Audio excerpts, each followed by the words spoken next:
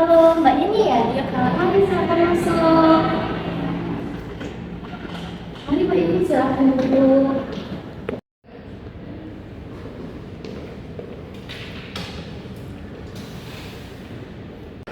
Sebelumnya perkenalkan, saya Mirin. Di sini saya yang kemarin berkontak di WhatsApp sama Mbak Yeni. Salam kenal ya Mbak Yeni. Salam kenal Kak. Sebelum kesini ada kegiatan apa nih Mbak? Kebetulan aku minggu ini lagi free sih Kak. Jadi kuliahnya tuh libur. Jadi kegiatan aku Kak ya cuma nonton aja di rumah. Wah, berarti lagi minggu-minggu tenang ya kuliahnya. Iya Kak tuh. Oke, tadi kesini gimana perjalanannya, lancar? Tadi lancar sih Kak. Cuman di luar tuh kayak panas banget gitu Kak. Iya sih, hari ini cuacanya lagi panas terik banget ya, jadi bikin cepet capek gitu ya. Oke Mbak Yani, di sini ada air minum. Mungkin Mbak Yani capek tadi ya dari luar, terus juga naik tangga gitu ya. Jadi boleh diminum dulu Mbak ini. Sedotannya boleh diminum. Minum ya Kak. Iya.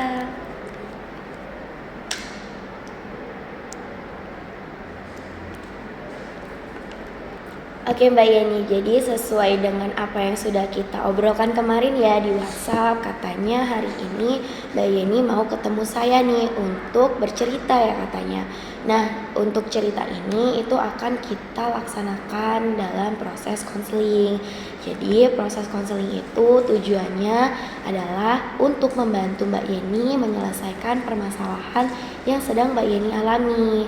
Jadi saya nih yang akan mendengarkan dan membantu Mbak Yeni nih mencari solusi untuk Mbak Yeni keluar dari permasalahan yang Mbak Yeni alami.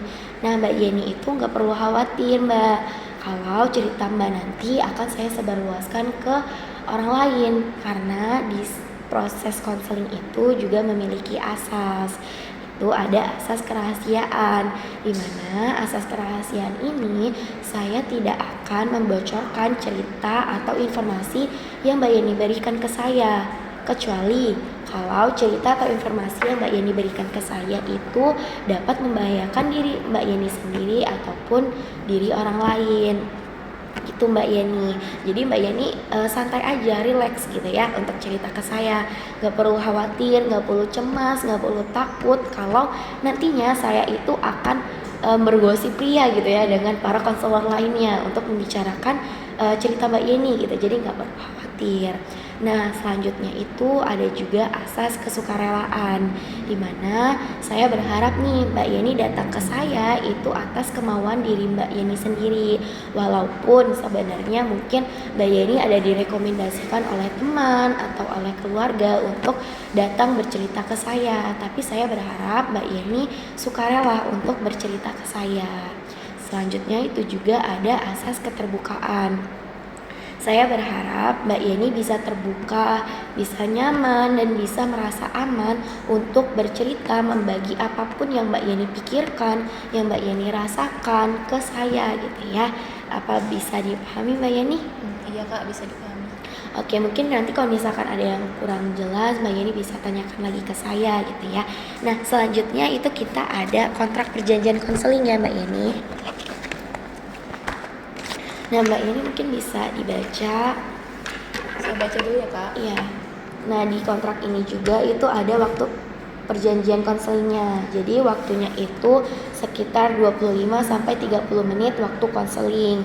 Tapi kalau nantinya Mbak Yeni merasa, oh kayaknya permasalahan aku belum selesai deh Kak, tapi waktu kita udah selesai nih 30 menit. Nah, boleh banget Mbak Yeni nanti kita atur lagi waktu untuk ketemu lagi untuk menyelesaikan permasalahan Mbak Yani tersebut. Mungkin boleh dibaca. Mungkin kalau nanti kalau Mbak Yani udah merasa cukup jelas, ini ada data diri, ada nama, ada nomor handphone aktif, terus di bawahnya juga ada tanda tangan. Mungkin boleh diisi kalau Mbak Yani-nya udah paham. Langsung saya isi aja ya Kak. Boleh, silahkan.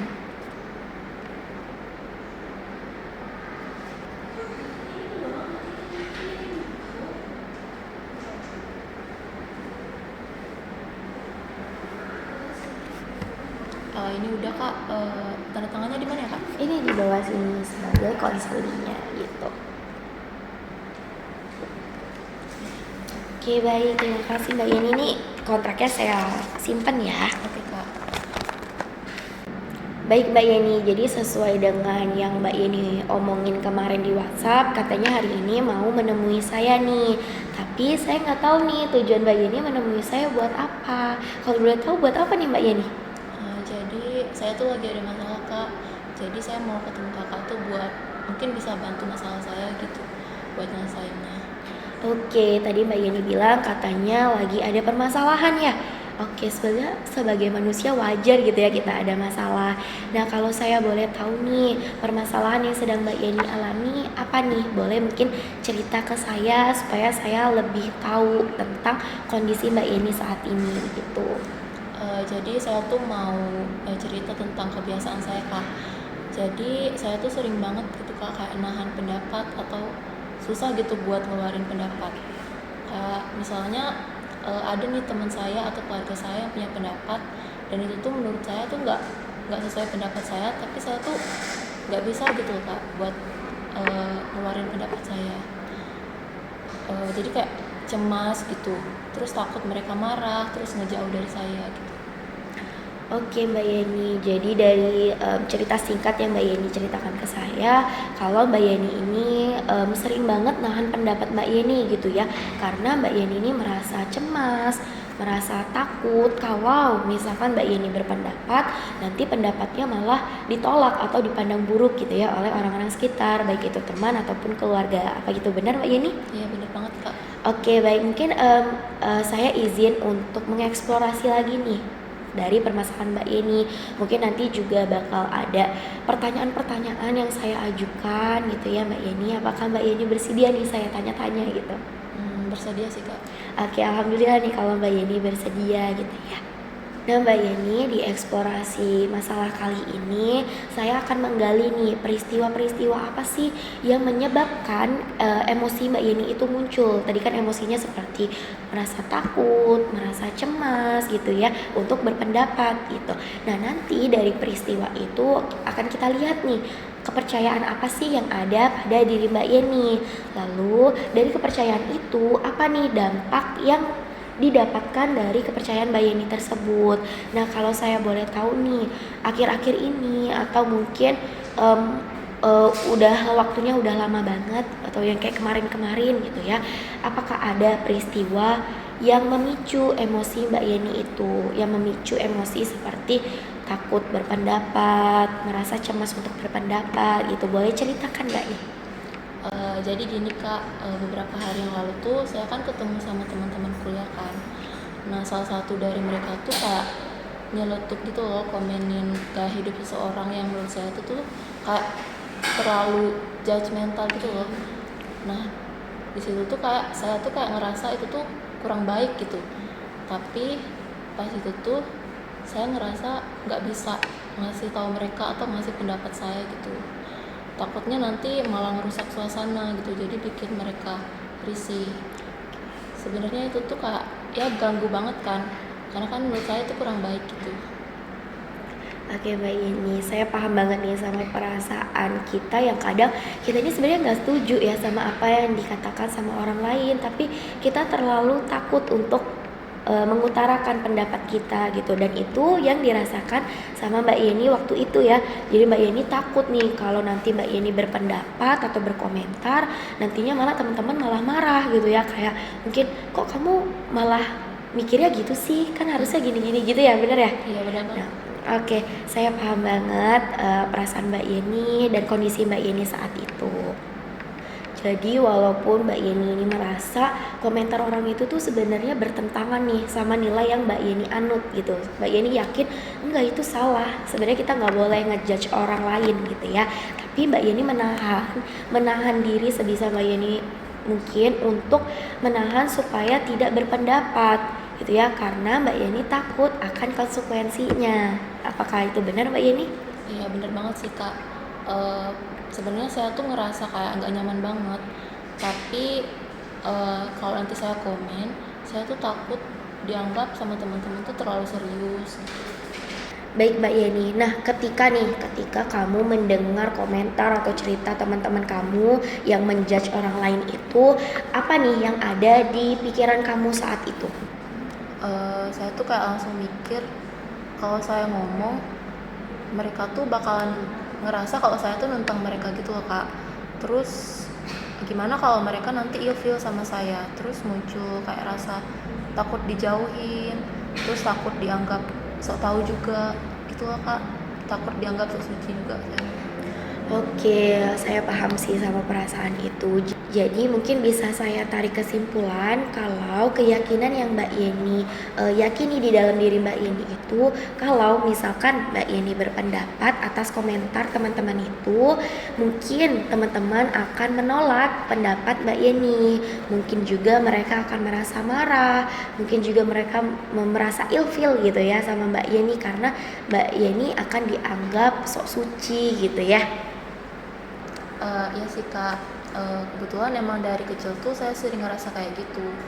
Jadi kebetulan saya tuh tumbuh di keluarga yang kalau anaknya punya pendapat yang beda gitu sama orang tua, itu tuh dianggap kayak kurang sopan gitu.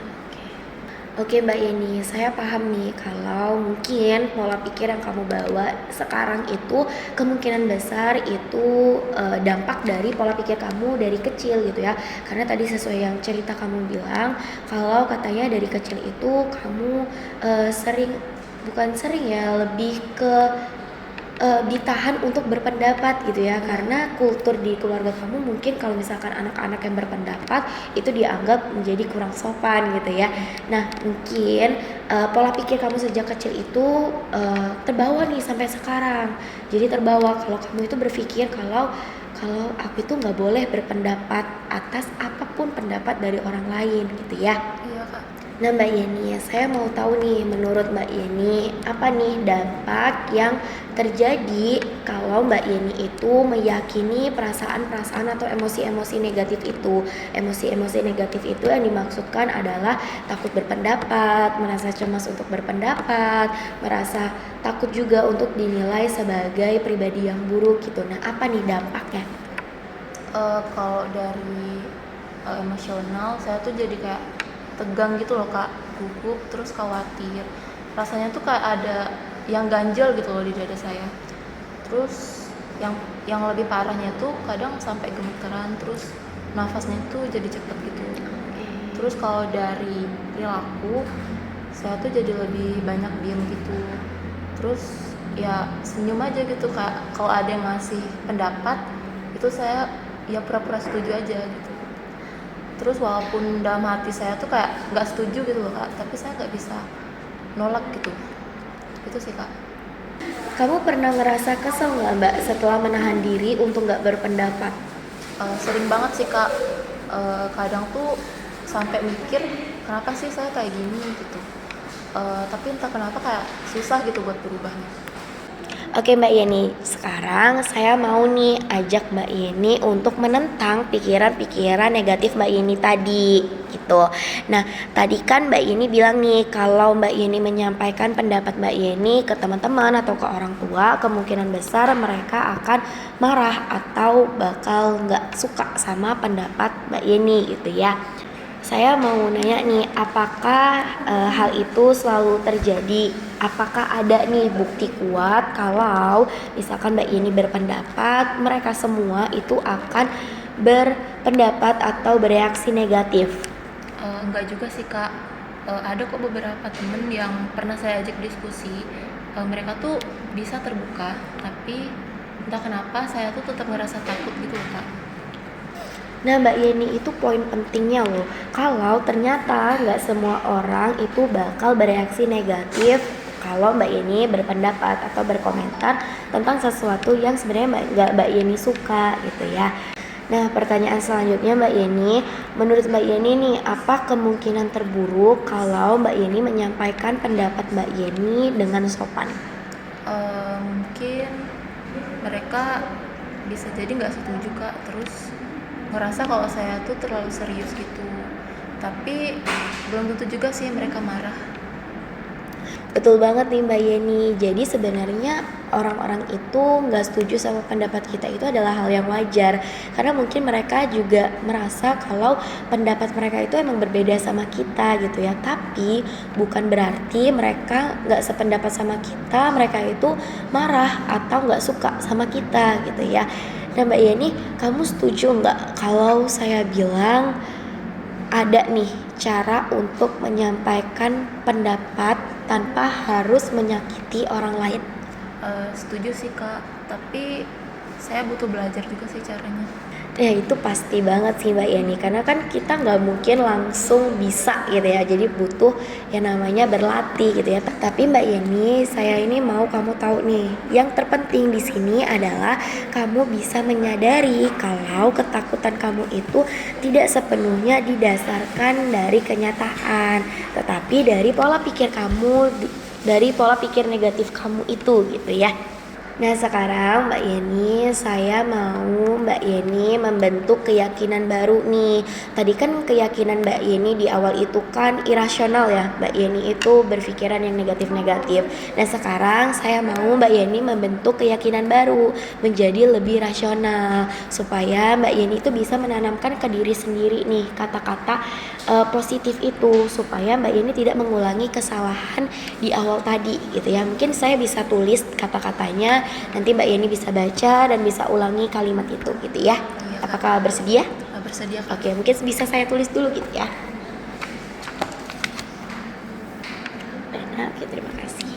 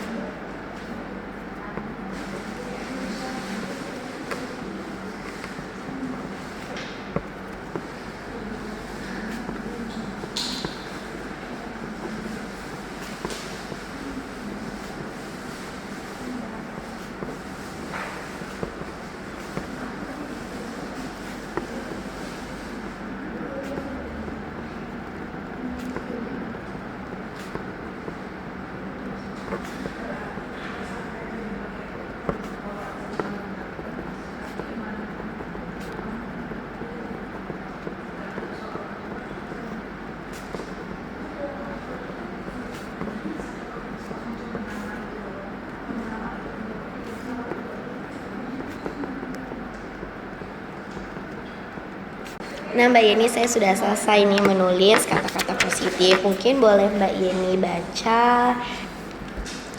Saya baca ya Kak. Di sini Kakak nulis, saya boleh memiliki pendapat yang berbeda. Orang lain mungkin tidak setuju, tapi itu tidak berarti mereka akan marah atau menjauh. Jika saya menyampaikannya dengan baik, hubungan tetap bisa terjaga. Oke Mbak Yeni, apa nih yang dirasakan setelah membaca kalimat ini? Saya ngerasa lebih ringan sih Kak.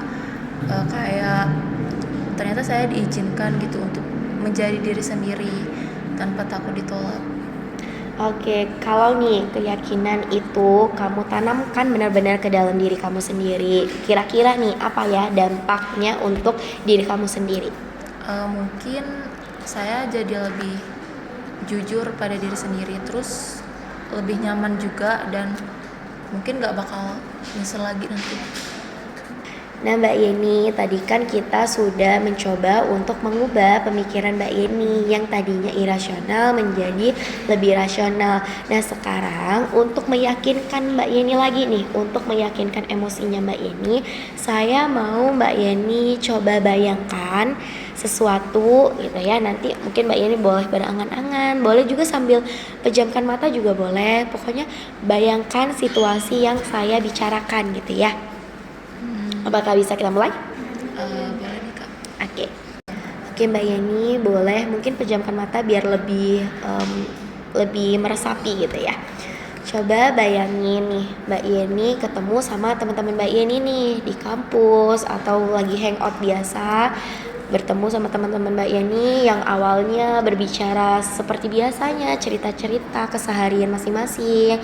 Tapi kemudian ada teman Mbak Yeni yang memulai nih mengomentari seseorang. Nah, di mana Mbak Yeni ini sebenarnya nggak setuju sama komentar yang diomongin sama teman Mbak Yeni, karena menurut Mbak Yeni komentar itu terlalu berlebihan atau tidak sesuai dengan nilai yang Mbak Yeni anut gitu ya. Coba dibayangkan Tetapi pada saat itu Mbak Yeni ini udah siap nih untuk menyampaikan pendapat Mbak Yeni. Bisa coba dibayangkan gimana situasinya? Jadi saya ngebayangin saya ngomong dengan tenang terus menyampaikan pendapat tanpa takut. Nah sekarang coba nih bayangkan saat Mbak Yeni mengutarakan pendapat Mbak Yeni lihat nih respon teman-temannya Mbak Yeni, lihat respon mereka, apakah mereka marah atau justru mendengarkan atau bahkan ada reaksi lain nih dari teman-teman Mbak Yeni. Saya membayangkan mereka tuh mendengarkan, terus ada juga yang ngasih pendapat baik, ada juga yang ngasih ya tanggapan baik, tapi mereka nggak marah kak, atau ngejauh gitu kayak yang ada di pikiran saya. Oke Mbak Yeni, bagus sekali. Boleh buka matanya, kita relax lagi. Mungkin Mbak Yeni boleh minum lagi, relax lagi, jernihkan pikiran Mbak Yeni, badannya juga dirilekskan aja.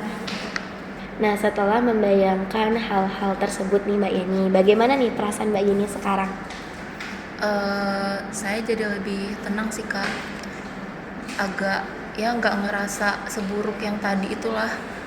Terus saya ngerasa lebih dihargain meskipun ada perbedaan pendapat di situ. Syukur Mbak Yeni kalau Mbak Yeni merasa lebih ringan gitu ya setelah tadi kita mencoba membayangkan situasi-situasi yang lebih positif gitu ya. Nah itulah Mbak Yeni yang sebenarnya yang saya inginkan nih dari kamu gitu ya. Saya tuh ingin kamu merasakan kalau sebenarnya kalau kamu berpendapat itu ya nggak salah, walaupun nantinya akan ada perbedaan pendapat antara kamu dan teman-teman yang lainnya, tapi itu adalah hal yang wajar. Nah, saya itu juga nggak mau kamu merasa kalau kamu berpendapat nantinya teman-teman kamu ini bakal ngejauh gitu.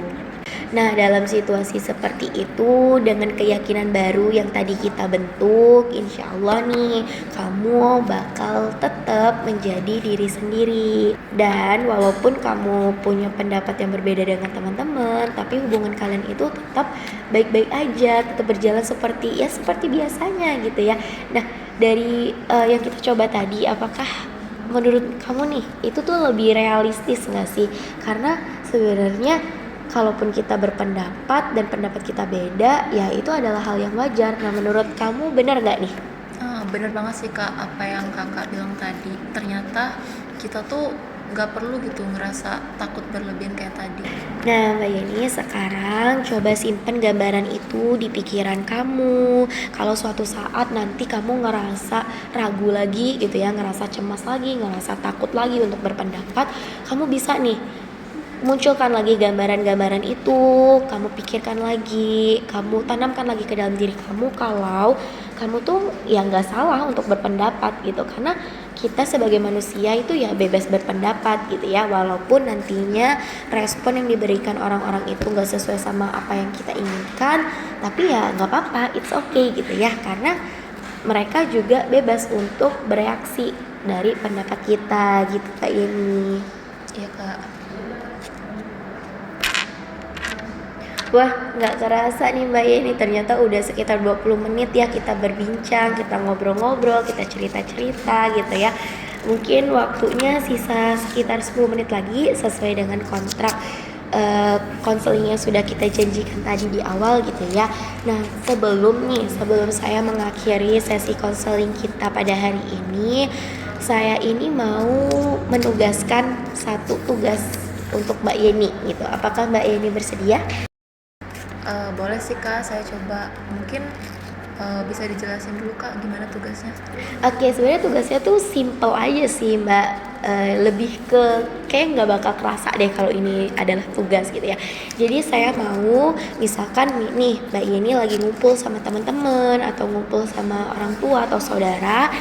Terus di dalam percakapan atau cerita-cerita itu ada nih orang-orang itu berkomentar tentang sesuatu, tapi Mbak Yeni ini punya pendapat yang berbeda gitu. Nah saya mau Mbak Yeni coba untuk mengutarakan pendapat Mbak Yeni itu, lalu catat nih reaksi orang-orang yang mendengar pendapat Mbak Yeni itu. Dan Mbak Yeni juga catat apa nih perasaan yang Mbak Yeni rasakan saat Mbak Yeni melihat reaksi orang-orang tersebut. Oke deh Kak, nanti saya coba deh. Mungkin mulai dari orang terdekat dulu ya Kak. Boleh banget nih, misalkan adik atau kakak atau orang tua gitu ya. Nah, Mbak Yeni boleh banget untuk utarakan apa yang Mbak Yeni pikirkan ke orang tersebut gitu. Kalau nantinya di situasi itu kamu merasa sedikit cemas, merasa takut untuk mengutarakan pendapat kamu boleh inget nih latihan-latihan kita tadi ya, yang latihan saya suruh kamu bayangkan situasi. Nah, itu boleh kamu bayangkan lagi gitu. Kamu bayangkan yang positif-positif. Kamu tanamkanlah ke diri kamu sendiri kalau pendapat kamu ini ya kemungkinan besar memang akan ditolak atau mereka mungkin bakal punya pendapat yang berbeda sama kamu, tapi mereka nggak akan marah atau nggak akan menjauh dari kamu gitu ya, dan mereka juga nggak akan berpendapat buruk dari pendapat kamu gitu ya. Mungkin juga mereka bakal berpikiran yang positif gitu, kayak ya udah gitu, ini kita bebas berpendapat, kamu juga bebas berpendapat gitu ya. Jadi coba ditanamkan hal-hal yang positif, jangan dibayangkan yang negatif-negatif. Begitu Mbak Yeni. Oke Kak, mungkin nanti bisa saya coba dulu. Oke, baik Mbak Yeni. Jadi sesuai perjanjian kita 25 menit sampai 30 menit waktu konseling, dan sekarang saya rasa sudah cukup ya untuk Mbak Yeni mulai melakukan tips-tips gitu ya, atau cara-cara untuk menyelesaikan permasalahan Mbak Yeni tadi gitu. Oke Mbak Yeni, akhir banget ini, benar-benar ujung banget nih. Saya penasaran nih sama perasaan Mbak Yeni. Ada nggak nih perasaannya beda dari awal Mbak Yeni datang, terus setelah kita melakukan sesi konseling ini, gimana nih perasaan Mbak Yeni sekarang? Kalau perasaan aku itu kayak lebih lega sih Kak, setelah cerita sama kakak juga. Terus tadi dikasih saran juga dari kakak, itu aku ngerasa kayak ya lebih baik lah dari tadi sebelum aku kesini. Oke, berarti alhamdulillah banget nih kalau ada perubahan perasaan kamu saat awal dan sekarang gitu ya. Dan saya juga mengucapkan terima kasih kepada Mbak Yeni udah sukarela dan udah nyaman dan merasa aman untuk cerita dan terbuka dengan saya gitu ya. Jadi di sini juga saya lebih enak juga gitu untuk membantu Mbak Yeni. Tadi juga Mbak Yeni sudah bersedia saya tanya-tanya gitu ya. Terima kasih banyak ya Mbak Yeni ya. Nanti misalkan Mbak Yeni merasa, oh Kak saya ada perubahannya nih gitu, nanti boleh WhatsApp saya lagi, nanti kita janjikan lagi waktu temunya ya. Iya Kak, terima kasih juga Kak udah mau ngedengerin cerita aku tadi. Iya sama-sama Mbak Yeni. Mungkin aku bisa langsung pamit aja gitu. Untuk progresnya nanti mungkin aku kabarin lewat WA ya Kak. Boleh banget Mbak Yeni. Baik, terima kasih Mbak Yeni. Ayo mari saya antar ke depan.